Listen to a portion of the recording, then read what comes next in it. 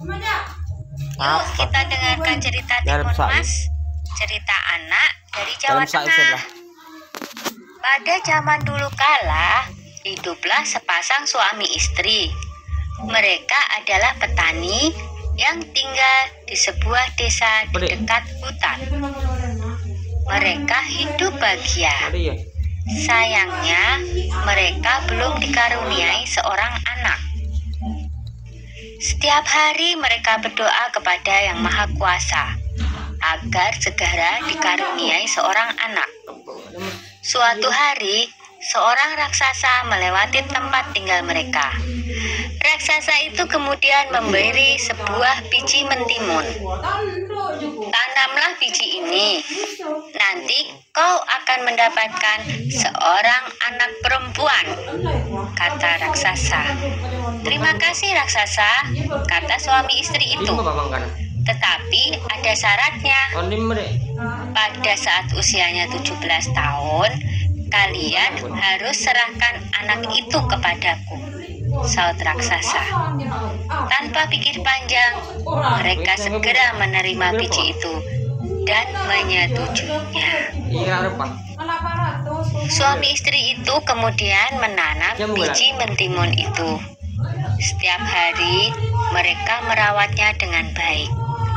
Beberapa bulan kemudian, tumbuhlah sebuah mentimun yang berwarna keemasan. Buah mentimun itu semakin lama semakin besar dan berat. Ketika masak, mereka memetiknya. Dengan hati-hati, buah itu pun mereka potong. Betapa terkejutnya mereka, karena di dalam mentimun itu ada seorang anak bayi perempuan yang cantik dan lucu.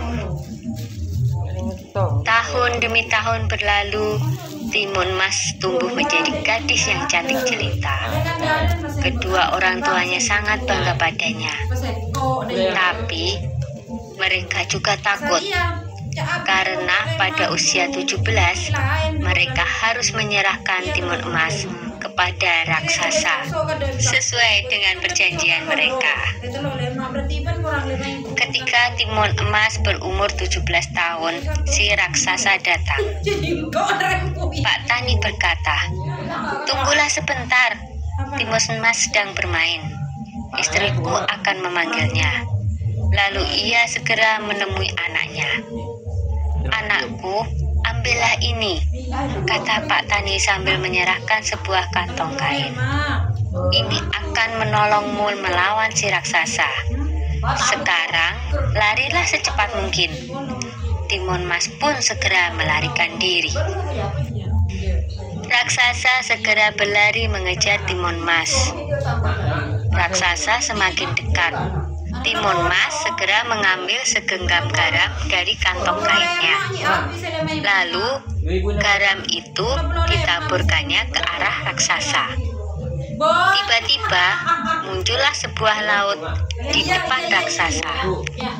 Dia terpaksa berenang dengan susah payah. Timun Mas berlari lagi, tapi kemudian raksasa berhasil mendekatinya. Timun Mas kembali mengambil benda ajaib dari kantongnya dan dilemparkannya ke arah raksasa. Seketika muncullah pohon dengan ranting dan duri-duri tajam menghalangi si raksasa. Raksasa berteriak kesakitan. Tapi raksasa itu sungguh kuat dan terus mengejar Timun Mas. Maka Timun Mas pun mengeluarkan benda ajaibnya yang ketiga. Ia menebarkan biji-biji mentimun ajaib. Seketika itu pula tumbuhlah kebun mentimun yang sangat luas.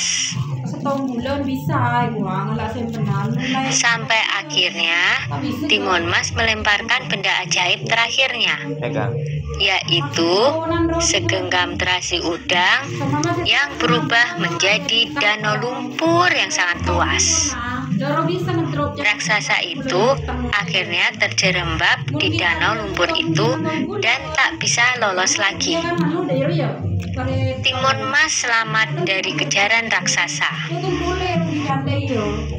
Timun Mas pun kembali ke rumah orang tuanya.